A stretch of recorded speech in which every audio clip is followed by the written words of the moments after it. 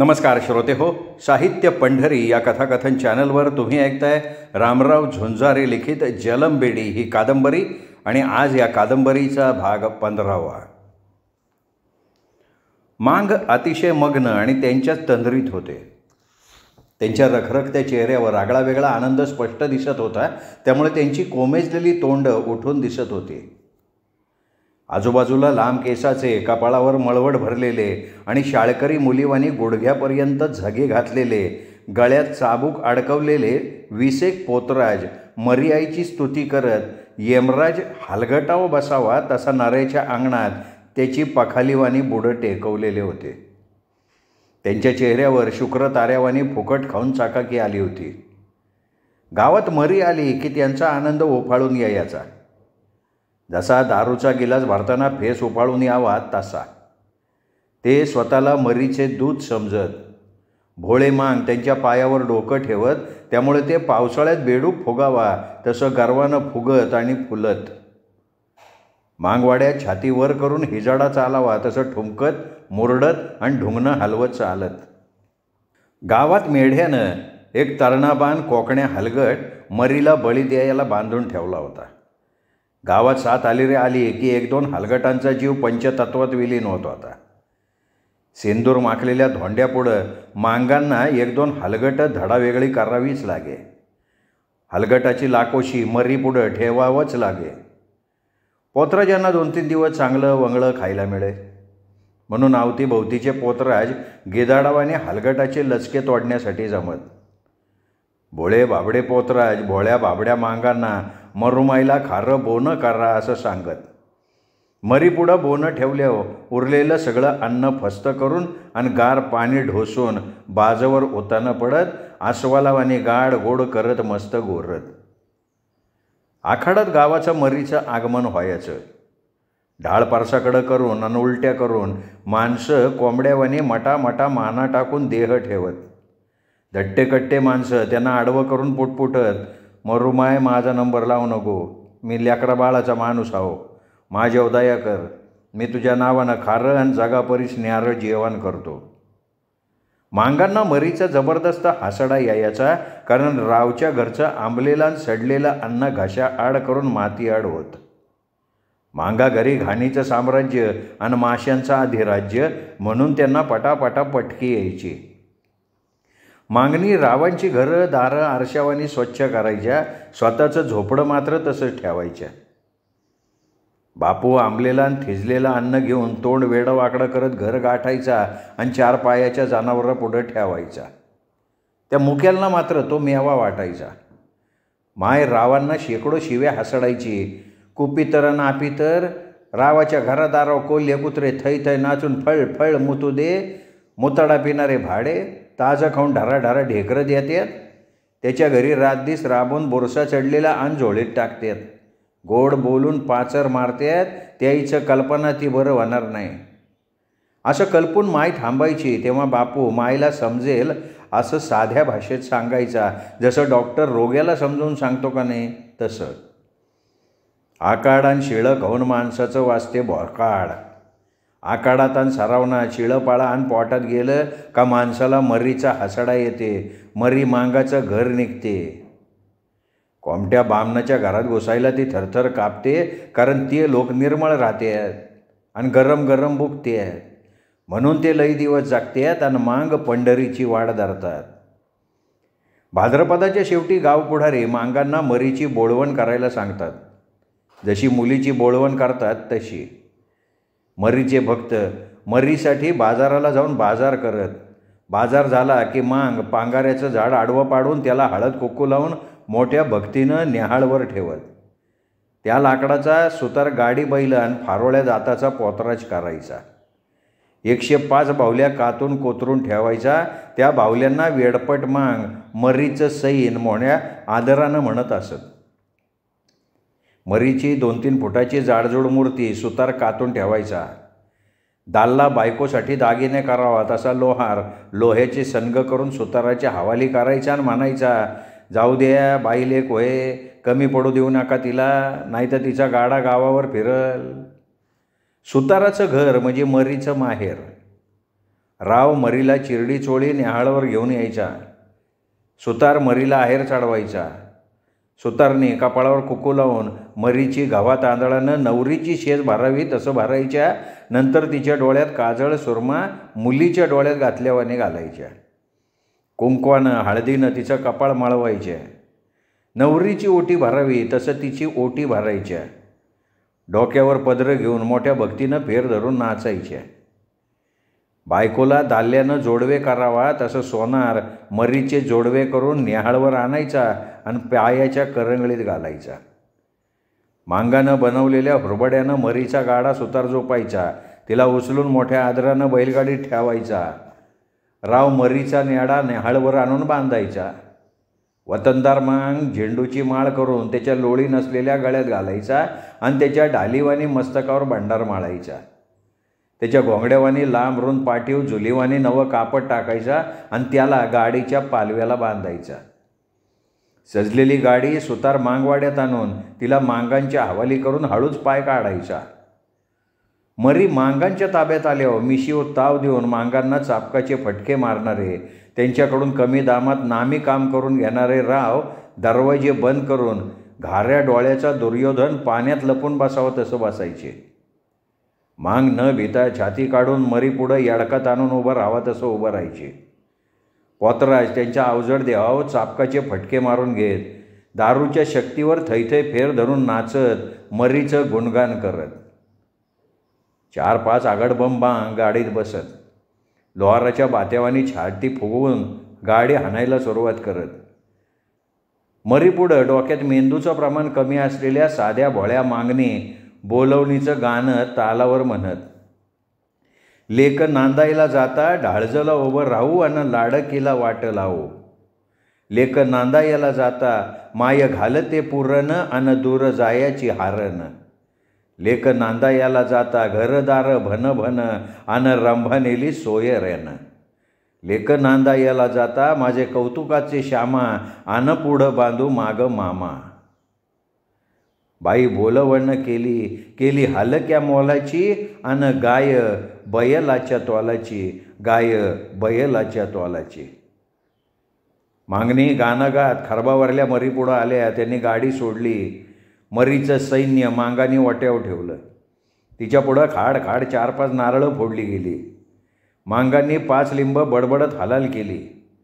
पोतराजांनी लाकडी मूर्तीला सेंदूर फासला. पूजा गिजा करून जगेवाले पोतराज देवी पडून बाजूला सरले. त्यांचं काम संपलं. आता मांगांचं राहिलं. बळीच्या हलगटाची पूजा मांगानं केली. आईनं बाळाला भरवावं तसं त्याच्या मुखात निवेद कोंबलं. त्या बिचाऱ्यानं गर्दन हलवत मुलू मुलू करत गाठीआड केलं.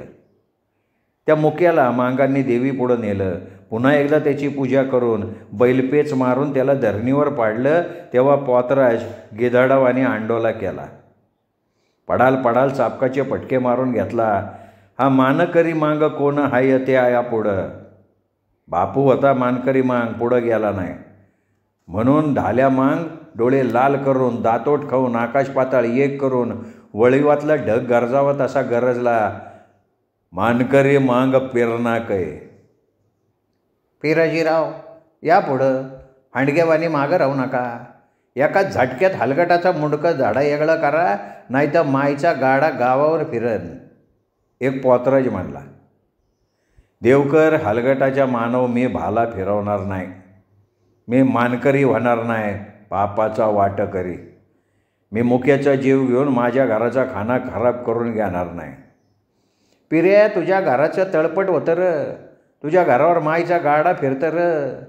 गाड्याच्या रट्ट्यानं तुझ्या घराचं आडं काडकन मोडतं र. हलगट यमाचं वाहन आहे. यम हलगटावर बसून येऊन तुझा जीव घेते. तुझं लेकरं रोगी कोंबड्यावानी पटापटा मरतीन र. तुला नरकात किडा होऊन पाप फेडावं लागन र. हलगट कापतोस का नाही बोल. देवकर कापणं खाटकाचं काम आहे, माझं नाही. हलगट कापणं येडगळपानाचं लक्षण आहे. माझ्या घराचं आडं मोडलं, बेशक मोडू द्या, नवं बसवील मी. लेकरं मेले मरू द्या, दुसरे होतीन. आणि यम कुठे कधी दिसलं नाही मला. माझ्या मते तुम्हीच खरे यम आहे. नरक आणि सरक हाय कुठं, सारं हेतच आहे. तुम्हाला जर हलगट कापून खायचा असेल तर बेशेक खा, माझी हरकत नाही तुम्हाला. पिर्या, हलगट कापण्याचा अधिकार मरुमाईनं दिला नाही आम्हाला. जर द्यायला असता तर तवा त्याचे खंड करून त्याचा उकडा करून खाल्लो असतो. विचार करून बोल. उद्या तुला मरीचा हसडा येणार आहे. हा देवकराचा बोल खरा ठरणार आहे. देवकर वेडवू नका मला. जे जन्मते ते मरते. मी आज मरल, 10-20 वर्षानं तुम्ही माराल, आहे का नाही? खरं की खोटं हे बोला. पिर्या, तू बस खरं खोटं करत, माझ्याकडे येळ नाही. असं म्हणून खाण्यासाठी हापापलेले सगळे पोतराज आपापल्या गावी तोंड वेंगाडत आणि झगे झडकत पांगले. वाऱ्याच्या झुळकीनं माळातली कोसळी गवत पांगावत तशी. तेव्हा बापूनं गोड निवद हलगटाच्या तोंडात कोंबला. त्यांनी क्षणात त्याचा फडशा पाडला. हलगटाच्या बळदावानी पाठीवरनं हात फिरवून त्याच्या भव्य मस्तकावर प्रेमाच्या 2 थापा मारून त्याला मोकळा केला मृत्यूच्या दाढेतून. तेव्हापासनं सण आणि मरीची बोलवण करायची थांबली. प्रत्यक्ष म्हणा किंवा अप्रत्यक्ष म्हणा, तथागताचा आणि अनाथांचे लात लोकलात गाडगे बाबाचं स्वप्न पूर्ण झालं असं तेव्हा बापूला वाटलं असावं. नक्कीच वाटलं असावं असं मला तेव्हा जाणवलं. 7वी बोर्डाची परीक्षा. मी नेत्राचा दिवा करून सरांनी लिहून दिलेली प्रश्नाची उत्तरं पोपटपंची करून कसाबसा पास झालो. प्रजावाणीत माझा नंबर सोनं चमकावा तसं झळकल्यामुळं मी खुश झालो. हत्ती माझावा तसा मी गर्वानं फुगलो आणि माजलो. माझ्यावाणी या जगात कोणीच नाही असं मी समजायला लागलो. मी 4 पुस्तकं शिकलेला आणि सवरलेला पोर म्हणून माझ्या अज्ञानी समाजात किंमत व्हायला लागली. माझ्या शिक्षणामुळं बापूची छाती फुलली. सोयऱ्या धायऱ्यात माझ्या नावाची खमंग चर्चा सुरू झाली. माझ्या वयाची पोरं ढोरं वळाई गेली. काहीचे 2चे 4 हात झाले आणि त्यांनी त्यांच्या संसाराच्या पिंजऱ्यात देहभान विसरले. काही पोरं बाप झाले. त्यांच्या माकडावानी बछड्यांना अंगा खांद्यावर घेऊन खेळवायला लागले. म्हणून माझी माय संसाररूपी रथाला घोड्यावानी झोपा म्हणून बापूच्या मागं तगादा लावली. पण बापू म्हणला, दौलत शिकून त्याच्या मिशीला 8 पडल तेव्हा मी त्याच्यावर दाणं टाकल. अहो नका. सोयरी लेकराला 4 लेकराचा बाप म्हणून हेनी होतीन. वय लई झाली म्हणून पोरगी देईना जातीन. लग्न झालं नाही तर लेकरू घोडमुंज्या होईन. लोक त्याला घोडमुंज्या आणि दगडपुंज्या म्हणतील. कवळ्यापणी लेकाचं लगीन केलेलं बरं होईन. लेकाचे लेकरं आपल्या कडी खांदी खेळतीन त्यामुळं आपलं पान फिटन. आजा आजीचं सुख मिळन. लेकाच्या अंगावर आमदाच्या दाणे टाकले असते तर सोन्याहून पिवळं झालं असतं. सोयरी करा, तारीख धरा. पावसाळा हरणावानी उड्या मारत येतोय. पाणी लग्न धडके देईन. नवरी नवरदेव भिजून वले चिंबोतीन. ज्येष्ठीन कष्टी म्हणून लेकराव ज्येष्ठात दाणे टाकू नका. लेकराला तेलाच्या बैलावानी एकटं कष्टावान खोपावं लागल. बापू मायेचं बोलणं एका कानानं ऐकून दुसऱ्या कानानं सोडून द्यायचा. तिच्या बोलण्याकडं त्याचं अजिबात लक्ष नसायचं तरी मायचं बोलणं चालूच असायचं. बापू मग मायवर खेकसायचा. कधीकधी दात्या यायचा. ओरपाट्या मान हलवत म्हणायचा, दही खाय आणि मई खाय करू नको. मी तुझं टप्परगारानं अजिबात खानाव घेणार नाही. बामण कोमटेच्या लग्न वाजवताना कैक नवरदेव मी बघलाव. ते नवरदेव नसून माणूस होता. कैक नवरदेवाचे केस पांढरे होते. माझ्या डोळ्यानं बघलाव मी. नवरी नसून ती 2 लेकराची बाई हे तुला ठाव आहे का? नाही. माय नाराजी व्यक्त करत म्हणली. कवळ्यापणी लग्न केल्यानं खोडाला कीड लागल्यावानं लेकरं किडतीन. सोयरे आणि बिनानीचे बवरे 4 लेकराचा बाप म्हणू का 8? त्याईचं काय तोंड शिवता येते? माणूस घोड्यावर बसला की सोयरे त्याला घोड्यावर बसू देत नाहीत. माणूस जर पायी चालायला लागला तर सोयरे त्याला पाय बी चालू देत नाहीत. हे सोयरे गेलेत चुलीत. त्याईचं मला काय बी देणं घेणं नाही. या पुढं लग्नाचा विषय माझ्या पुढं काढायचा नाही. परभ्या मांगाच्या पोराचं लग्न 2 दिवसा येऊन ठेपलं होतं. मांगवाड्यात बाया माणसाची सारखी वर्दळ धावपळ चालली होती. परभ्याची बायको हरणीची धावपळ जागा वेगळीच. पाय धरणीवर ठरत नव्हता तिचा. जणू काय हवेतच चालली होती. तिच्या घरी नवी सून नवं रूप घेऊन येणार होती आणि कामाला हातभार लागणार म्हणून ती तिच्या तोऱ्यात आणि होऱ्यात होती. पायाला चालक भाऊ झाल्यावाने मागवाड्यातून गावात आणि गावातनं मागवाड्यात ये जा करत होती. सामानाची जमवाजमव करण्यात सुगरण खोपा विनाताना गुंगावी तशी गुंगली होती. प्रत्येक मांगलीला पायली सव्वा पायली गहू आणि पायलीभर साळी दळायला आणि कांडायला देऊन ती बाया मोकळी झाली. ती माऊली बाया माणसाला तोंड भरून बोलत होती. लगन बिना इगन व्हावं असं तिला वाटत होतं. मांगवाडा रात्री जागाच होता. मांग ढोणे फोडावे तसे खाडखाड लाकडं फोडत होते. परब्याची अंगणी कडब्याची ओळई रचावी तसं मांग लाकडं रचवीत होते. त्याला हातभार लावित होते. काही तरबेज मांग कारल्याचा मांडव घालण्यात गुंतले होते. परब्याच्या माकडावानी थोबाडाव चित्तेचं वारुळ पसरलं होतं. झाकळलेल्या आभाळात विजा ताल धरून नाचाव्या तसं त्या छुन्नुक छुन्नुक चाराने आणि म्हशीच्या शिंगाचे बाराने म्हणत नाचत होत्या. तर काही दात विचकून परब्याकडं बघत हसत होत्या. चुडबुडक्याच्या डमरुवाने आभाळ गडगडत होतं. आंब्याच्या वाज्यानं आंब्याचं झाड लोंबकळून यावं तसं आभाळ धरणीवर कोसळू बघत होतं. पाऊस धरणीवर मेक मारू नये म्हणून परब्या ज्या देवाचं कुठंच नाव नाही अशा देवाला नवस करत होता. तोंड रोगेल्या माणसावानी करून म्हणत होता, देवा नारायणा, नाण्याच्या लग्नात पाण्याचा थेंब पाडू नको हेच मागणं आहे माझं. आणि हा म्हणता नाण्याचं लगीन जवळ आलं. जात्यावरल्या गाण्याला रंग आला. लता दिदीच्या मंजूळ आवाजावानी मागणी जात्यावर गाणं गायला लागल्या. माय गाण्यात रंगली, देहभान विसरली. तिच्या मंजूळ आवाजामुळं जातं ताशी 100 किलोमीटर वेगानं पळत होतं. पीठ गळत होतं. दौलू माझा खेळू गेला, खेळये कोण्या आळी, अन भवऱ्या संग गेली जाळी. दौलूला दिष्टये झाली आडावरला बायाची, अन वाट शाळेला जायाची. शाळतल्या पंतोजीला देऊ केली मी जांब वाटी, अन मारू नका त्याला लिवण्यासाठी.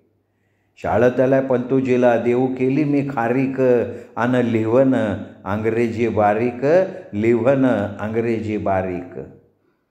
सरळ आणि गोड आवाजात गाणं गा दळणदळण होती माय. काही कडवे बरे वाटले मला, फार हृदयाला जाऊन झोंबले माझ्या. पण त्या गाण्यातली एक ओळ ऐकून माझं डोकं मुंगसाला बघून डोम्या बिथरावं तसं बिथरलं. म्हणून मी म्हणलो, माय गुरुजी लय वांगाळे, तू खारीक का देऊ केली त्याला? माझ्या कमरात लाथा घातल्या त्याने. माय पोरं त्याला ढोलकं म्हणतात आणि त्याच्या बायकोला ढोलकी म्हणत पोरी फुगडी खेळतात. त्यानं पोरीला पोराच्या आणि पोराला पोरीच्या थोबाडायला मारत लावत होता.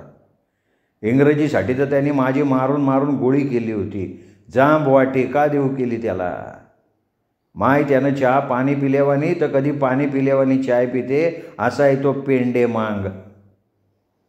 मायच्या जात्यावरच्या गाण्यामुळं माझ्या मनावर खोल आणि सखोल परिणाम झाला. इंग्रजी शिकून मोठं व्हावं असं मला वाटत होतं. 2-3 वर्षात फुटकी तुटकी इंग्रजी बोललो पाहिजे असं मी मनी ठरवलं. आता मी काय सांगत होतो तर नानाच्या लग्नाविषयी. सायंकाळी जमाव आणि सकाळी 11 वाजता नाण्या चतुर्भुज होणार. आजूबाजूचे मांग लाडूच्या घागरी घेऊन शेलगावात आले. चिल्ल्या पिल्ल्यामुळं मागवाडा बोलायला लागला. लेकरावानी फेर धरून नाचायला लागला. पोरी फुगडी खेळाव्यात तसे फुगडी खेळायला लागला. आम्हा मागाची घरं म्हणजे डुकराची कोंडवाडे. त्या डुकरं कोंबावेत तसे बाया पोरं कोंबले गेले. शेतकऱ्यानं शेताला कुपन घालावं तसं अंधारानं मागवाड्याला गराडा घातला होता. वांद्रं दातं विचकावे तसं विजा दातं काढत होत्या. भुकेला माणूस जांभळी द्यावा तसा कडडत होत्या. त्यामुळं हरणी आणि परब्याचं हृदय धडधडत होतं. त्यांच्या कमकुवत हृदयाने पाणी सोडलं होतं. तेव्हा पावसानं धडकं देणं सुरू केलं. म्हणून सोयरे धावत मारुतीच्या सभामंडपात आश्रयाला गेले. जंगम सभामंडपात कुत्रं पडावं तसा तिथं पडून राहत असे. त्यांनी स्वायरीची जोड बघितली. त्यामुळे तो चांगलाच सरकला आणि स्वायरीच्या इज्जतीचा पंचनामा केला. त्यामुळे त्याला भिवून स्वायरीने तिथनं पळ काढला. डांगऱ्यान खांगरे जांगमान असे 125 मांगांचा पराभव केला. पावसानं धरणी माईला धुवून काढल्यामुळं नदी नाले एक झाले. वांद्रं झाडावर बसून काकडावे तशी मागणी काकडून वैरेची रात काढली. सूर्याच्या आगमनानंतर पावसानं हात आखडता घेतला. त्यामुळं आभाळ चांदीच्या भांड्यावानी झळकत होतं. परब्याचं हृदय फुललं. हरणी बावरली. हरणीवानी लाटालाटा पावलं टाकायला लागली. मांगांनी अंगणात झाडून पुसून वट्टे सक्टे रकटे टाकली. सोयऱ्यान त्यांची पोरं सोरं आपापली ढोपरं राखट्यावर टेकवली. फत्तकन फतकल मारून आपापल्या रावांची टकळी फुटल्यावानी भाडगेरी करायला लागले. एक मांग वागत्यावानी हातवारे करत बोलायला लागला. माझ्या रावाला या हळोपाळी जोड आणि तोड नाही.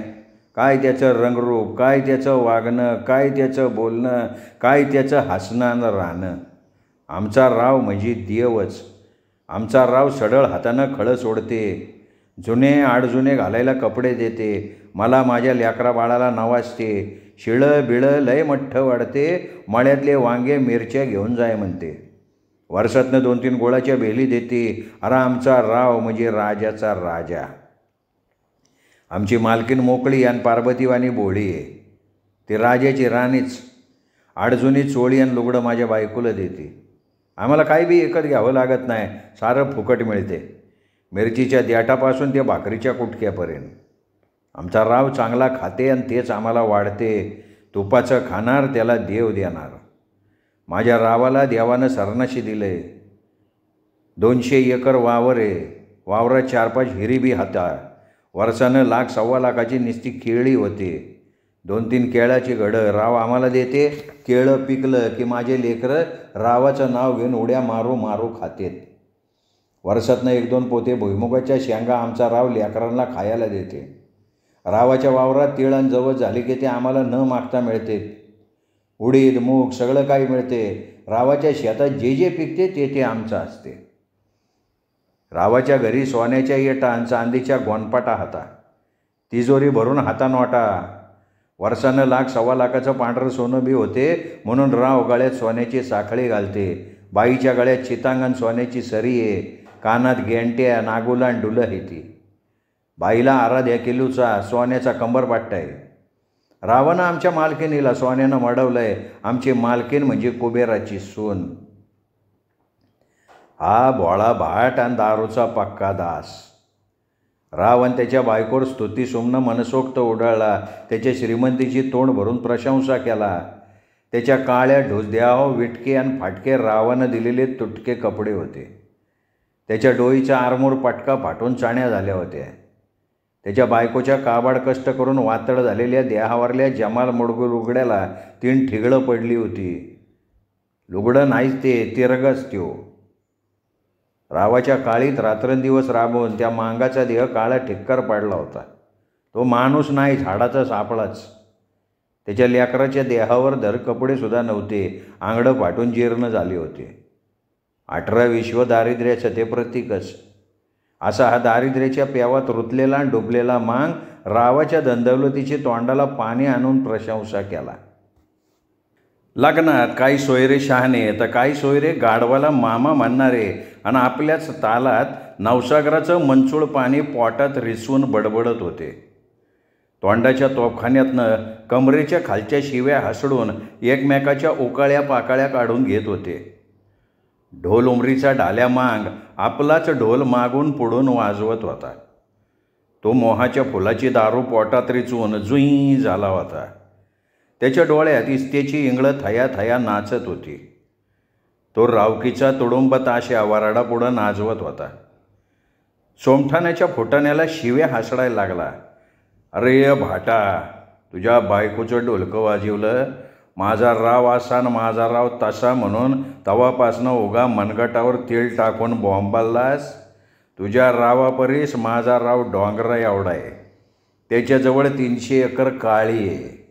ती भिड्याच्या पाठीवानी सवाने. सुपारी फोडायला धोंडा मिळणार नाही अशी ती निर्मळ आहे. रावाच्या काळीत बळदावानी माणसं हत्तीवानी झोलतात. 40 एक गडी राबराब राबतात. 20-25 मजुरं कुत्र्यावानी पोट भरतात. वर्षानं रावाच्या काळी 10-12 खंड्या मोत्यावानी टाळके होत्यात. 4-5 खंड्या तुरी आणि 3-4 खंड्या उडीद मूग पिकतात. उत्तरात रावाचा कुत्रा बी भात खात नाही इतक्या साळी झाडतात. म्हणून आमचा राव आम्हाला चपात्या भात वाढते. माझी लेकरं बाळं खाऊन टर्र. रावाच्या काळीत लाखो रुपयाचा पांढरा सिपत कापूस होते. त्याच्या तळघरातल्या तिजोरीत किती सोन्याच्या इटा असतील त्याचा अंतच लागत नाही. आमच्या मालकिनीच्या पायावर सुख कुत्र्यावानी गडाबडा लोळते. तिच्या अंगावर नुसतं सोनं चम चम चमकते. सोमठाने, तुझ्या मालकीनीवर कोल्हे कुत्रे फाळा फाळा मुतू दे. तुझे राव उतार्याचे कपडे देते तुला. माझा राव नवे कोरे कपडे घेऊन द्यालाय मला. अरे जरा डोळे उघडून बघ. माझ्या डोईचं आरमूर रावानं दिलंय मला. कसं नवं कोरे. तुझ्या डोईचा मंदिर बुरशेला आहे. जसा राव तसा मांग. माझ्या बायकोला माझी मालकीन नवी चोळी नवं लुगडं देते. अरे सोमठाने, तुझ्या बायकोच्या कुडीवरलं लुगडं नाही गोधडं व्हायते. तेव्हापासनं उगा ताणला आणि तुझ्या रावाचा गुण गायला. भाटकी करू नको. भाटकी आणि तुझ्या रावाची बनी फाटकी. फाटकं कुठलं की. पोटातल्या दारूची दाहकता संपेपर्यंत ढाल्या मांग टकळी फुटल्यावाने बोलत राहिला. पोटातली मंदाकिनी संपल्यावर तो वीज गेल्यावर बॉम्बल्या थांबावा तसा गप्प दिशी थांबला. मांगांकडून रावाच्या श्रीमंतीचे पाढे मांगांपुढं वाचले गेले. ते काही मांगांना पटले आणि रुचले. काही मांगांच्या डोक्यावरनं सटकन सटकले तर काहीच्या हृदयात घर करून बसले. मांगानं तोट्टाचा पट्टा सोडले. या देशातल्या जळू आणि रक्त पिणाऱ्या जमीनदाराची तारीफ करण्यात ते गुंतले. तेव्हा मांडवात 5-50 कोवळी आणि निष्पाप पोरं इकडून तिकडं वानराच्या बचाड्यावानी कोलांट्या उड्या मारायला लागले. त्यांच्या फुललेल्या आणि बहरलेल्या चेहऱ्याकडं बघून बाप्पू म्हणाला, सोयरे हो, सोन्यावानी तुमचे लेकरं उघडे हात. घाम गाळून वार 2 वार कपडा घेऊन आंगडं नैकल शिवून त्याईच्या अंगात घालून त्याला शाळेत पाठवा की. त्यामुळं गाफल लेकरं शिकून शाने होतीन की. नोकरी लागली की थाटात राहतील की. तुम्ही साहेबाचे बाप म्हणून गावात छाताड काढून मिशीवर तात देत हिंडताय. तुमच्या गोंधळ्यावानी लेकराव वाजंत्रीची सावली बी पडू देऊ नका. अरे रावाचे किती बी चाकरी केली तरी बी ते लोक तोंडात इतभर कांड घालून फळा फळा मुततात. त्याईचं गुणगान माल मसाला लावून गारताय कशाला. राव आपले 10 जन्माचे वैरी आहेत. ते गोड बोलतात. त्याईच्या गोड बोलण्यावर अजिबात विश्वास ठेवू नका. काम असलं का साखरेहून गोड आणि काम झालं की कारल्याची फोड. असं हाते वंगाळ लोक. राव एखादी इटकी बिडकी आणि सडके भाकर हातावर ठेवतात आणि 2-3 रुपयाचं काम आपल्याकडनं करून घेतात. हा त्याईचा कावा आणि मुका दावा मांगांना ओळखू आला नाही. त्याईचा कौसालपणा आपल्या भीमबाबांना ओळखला म्हणून त्यांनी शिक्षणाची सोय आपल्या लेकरा बाळासाठी करून ठेवली. जे आपले पोरं मॅट्रिक पास होतील त्याईला बी पैसे मिळतात. भीमबाबा या दुनियेत आले नसते तर भोकाचा खडकू बी डोळ्याला दिसला नसता. सोयरे हो, हात जोडून माझा तुम्हाला मारोजा आहे. पोरांना शाळेत घाला. पोरगी आहे म्हणून तिला घरी ठेवसाल, तिला बी शिकवा. आता इतक्यात शाळा उघडते. लेकरांना गुरुजीच्या हवाली करून डपडे ठोकत बसा की गावोगाव वाजवत हिंडा. पळसपूरचा माऱ्या 24 तास दारूत तरंगणारा येडगळ माणूस. घाणीत लहानाचा मोठा झाल्यामुळं बापूनं शाळेचं नाव काढल्याबरोबर त्याच्या जाड चांबडीच्या देहावर निवडुंगाच्या काट्यावानी तिरस्काराचे सुळे उभे राहिले. जसे मलेरिया झालेल्या माणसाच्या देहावर काटे उभे राहावेत तसे. शाळेत मांगांनी शिकू नये असं त्याला वाटलं म्हणून तो ठसक्यात म्हणला, पिरनाक ज्याची खेचराची अवलाद आहे त्याचे लेकरं शाळेत जातात. ज्याची माणसाची अवलाद आहे त्याचे पोरं ढोरं वळून पोटं भरतात. वंगळ तवापासनं उगाच बॉम्बलाय. शाळा म्हणजे जेल किंवा कोंडवाडाच वाटला त्याला. मर्या गांड गर्दन एक झालेला चालता बोलता रेडाच. निव्वळ हलगटाचं भव्य मस्तक. कवडीची अक्कल नव्हती त्याला म्हणून मांग त्याला 1 टोपलं खाऊन 2 टोपले हागणारा माणूस म्हणत. तो रानरेडा धोत्राच्या कोच्या खाऊन हलगटावानी डोळे लाल करून पुन्हा बकायला लागला, पिरनाक माझ्या पुढं शाळेचं नाव काढायचं नाही. शाळा आणि माणूस होते भोळा. आमच्या लेकरांना शाळेत घालून भोळं नाही करायचं. तुम्हाला ठावं आहे का? नाही. बापू त्याच्या बोजड देहाकडं बघत म्हणाला, पिरनाक माझं पोरगान मी रोज पायली 1.25 पायली दाणे कमावतो. माझा परवेश पोतराजे. मी ठेक्यावर ढोलक्यावाने हलगी वाजवतो. पोरगं मायचं गाणं म्हणत नाचते. चापाचप चापकाचे फटके मारून घेते, तरी बी मरुमाय त्याच्या केसाला धक्का लागू देत नाही. मायची मन लावून सेवा करा, मेवा मिळते. माणूस मेल्यावर स्वर्गात जाते, शिकलेला माणूस नरकात जाते. पळसपूरकर. शाळकरी पोर भोळं होत नाही, कोल्हेवानी चतुर होते. दोष तुमचा नाही, दोष आहे तुम्ही जे काय खाता का नाही त्याचा. तुम्ही सेवा कोणाची बी करा, मी तुम्हाला काय बी म्हणत नाही. स्वर्गात जा की नरकात जा, काय बी देणं घेणं नाही मला. मी बोललो त्यात तुमचं नकटं ना का खुपसल्या तुम्ही, येडगळ कुठलं. बापूचं खरं आणि कडवट बोलणं बऱ्याच मांगोजीला पटलं नाही. मांग बापूला खेचर साबित करायचा व्यर्थ प्रयत्न करत होते, पण तो शेरा सव्वाशेर असल्यामुळं मांगांना दाबला नाही. त्यानं त्यांचा चांगलाच पानउतारा करायला लागला. सोयरे हो, अडाणी माणसं बेंडकोळीवाणी गावाचा गलका करतात, शिकलेली माणसं वाघावानी डरकळ्या फोडतात. तुम्ही लवणीचे दूध खेकडे खाणारे खेकड कोल्हे व्हा म्हणून तुम्ही नुसती कोल्हे कोई सुरू केल्या. अरे आपले मोठे भाऊ महार बघा, कोणी शिकून मास्तर झाले, ते कोणी शिकून कलेक्टर झाले, तर कोणी शिकून DSP झाले. महारानं मार्की सोडली आणि त्याईची आपण धरली. महार मोरं आणि मांग नावाप्रमाणे माग. ते जिपत बसले आणि मांग दारू पिऊन मडे वाजवालेत. भीम बाबानं बोलल तसं महार वागले म्हणून ते साऱ्याचे बाप झालेत. म्हणून तुम्ही पोरांना शिकवून साहेब करा. फुजूल लेकराचं जिनं बरबाद करू नका, ही माझी विनंती आहे तुम्हाला. बापूचं बोलणं काही मांगांना पटलं, तर काहीच्या डोक्यावरनं गोफन धोंडा सटकावा तसं सटकलं. इकडं परब्यानं नाण्याला सेवंतीसाठी तयार केलं. मुराळ मांगवाड्यातून वाजत गाजत निघालं. ज्याला कवडीची अक्कल नाही असा एक जाड चांबडीचा गावगुंड मुराळ अडवला आणि ठसक्यात बोलायला लागला. मांगडे हो, हनुमंतरावाचा नवरदेव सेवंतीला येथे. 2-3 घंट्यानं तुमचा नवरदेव येऊ द्या. चला व्हा घरी. आले तोंड वर करून सेवंतीला. चवंडके कुठले की. परभ्याचा नाण्या पुन्हा मांगवाड्यात थोबाड ठेसल्यावाने तोंड वाकडं करत भोवल्यावर चढला. बापू खमिसाच्या बाह्यावर करत रागानं म्हणला, सोयरे हो, आता आपला नवरदेव शेवंतीला जाणार नाही. शेवंती मांगवाड्यात करू आणि बुद्धम शरणम गच्छामी म्हणून लग्न लावू. आहे का मंजूर. शेवंती मारुती पुढं करायची नाही हे बापूचं म्हणणं मांगांनी कानावर घेतलं. बुद्धम शरणम गच्छामी म्हणून लग्न लावू हे बापूचं म्हणणं मात्र त्यांनी फेटाळून लावलं. शेवंती सुरू झाली. मांगापैकी एकानं जंगमाचं काम हाती घेतलं. प्रथम पटक्याची घडी मोडून त्यांनी नाण्याच्या डोईवर ठेवला. नाण्या थोबाड फुगवून रुसून बसला. मरीचा हसडा आल्यावाने तोंड खोकला. 100 रुपये हुंडा पाहिजे मला. हुंडा घेतल्या बिगर मी लग्न लावून घेणार नाही. पोरगी गारोळी आणि हेकणी आहे, अजाबात पसंत नाही मला. बापू गरजला. नाण्या, हुंडा काय गोंडा बी मिळणार नाही तुला. पोरगी हेकणी देखणी आहे.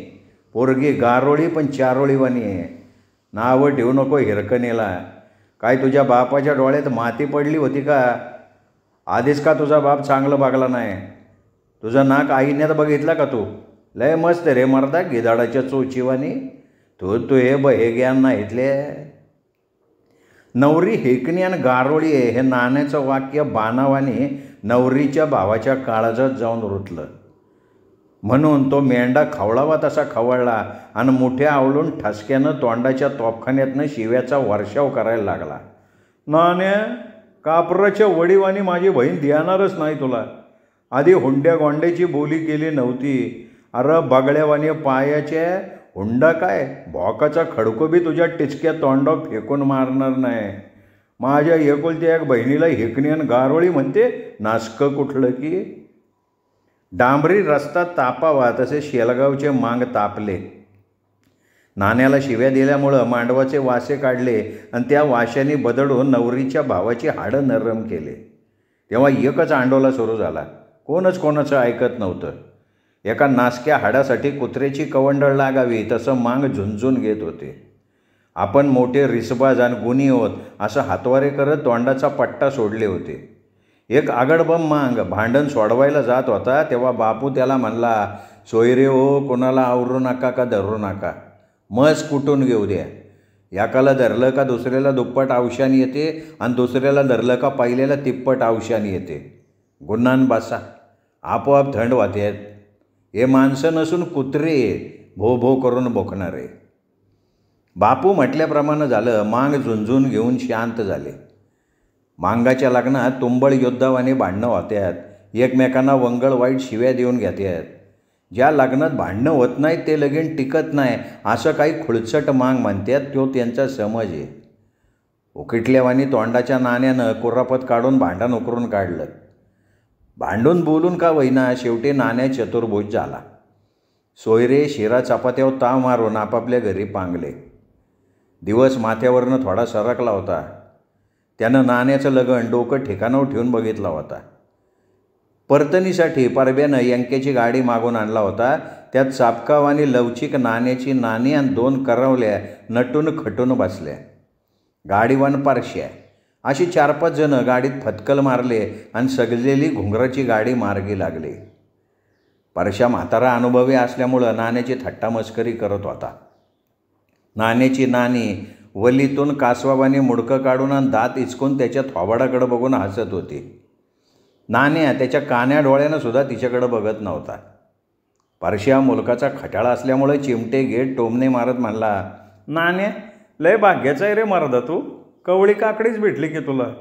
ती कवळी असताना गोड लागती बरं, निब्बर झाली का तिची चव जाती. मायच्या नाण्या, लय मजा येते, खोटं बोलत नाही हा. बैलाच्या गळ्यातली घुंगरं मंजूळ जंगली गीत गात होती. त्यांच्या आगळ्या वेगळ्या नादामुळं आमची कानं तृप्त झाली होती. त्या घुंगराच्या गोड गाण्यामुळं धरत्रीसुद्धा देहभान विसरली, गदगद हसत होती. अनेक पिवळ वेलांना यांना अंजनाच्या फानकड्यांना तोंड देत आणि जबरदस्त खेटे घेत गाडी निघाली. ती थकून भागून पळसपूरच्या राजवाड्यात जाऊन पोचली. तिथल्या पाहुण्यांनी तिचं पाहुणीवानी स्वागत केलं. त्यांनी थकलेल्या भागलेल्या बैलापुढं वैरण टाकलं तेव्हा सूर्य धरणे मायवर आग ओकून क्षितिजा आड गडप झाला. रात कात सोडलेली नागिन पाळावी तसं पसार झाली. सकाळ थाटात अवतरली. आम्ही सूर्याच्या आगमनानंतर तोंड वासत अंग मोडीत उठलो. सारं पटापटा आटपून तयार झालो. आमची जेवणं आटोपली. लगेच पाहुण्याने गाडी झोपली. नवरीने तिच्या नाजूक डोळ्यातल्या आसवांनी तिच्या माईला आंघोळ घातली, त्यामुळे तिचं तुंबलेलं हृदय हलकं झालं. तिच्या बापाने सुद्धा त्याच्या डोळ्यातल्या आसवांनी तिचा अभिषेक केला. तेव्हा तोंडाचा चाबरान हागरा पारश्या भुजा उडवत पोटातलं जहरी विष ओकायला लागला. सोयरे हो, काय झालं आसू गाळायला? वंगळ वाटत असेल तर पोरीला नांदायला धाडू नका. तिच्या बारीक बारीक फोडी करून रायतं घाला. एवढी तुमची लाडाची लेक आहे तर तिच्या लगीनच कशाला केलं हो? मुरगेलं कुठलं की तेव्हापासनं उघा डोळ्यातला बुळबुळ पाणी गाळाले पोट आलेल्या कौसालीवानी. नवरीचा बाप मौर हृदयाचा माणूस होता. त्याचा पोटचा गोळा त्याला सोडून जात होता म्हणून तो दुःखाच्या महासागरात गाटांगळ्या खात होता. मायवानी मुलीच्या दुःखात सहभागी झाला होता म्हणून तो जखमी साप चिडावा तसं चिडला. ठसक्यात चिरडत ओरडत बोलायला लागला.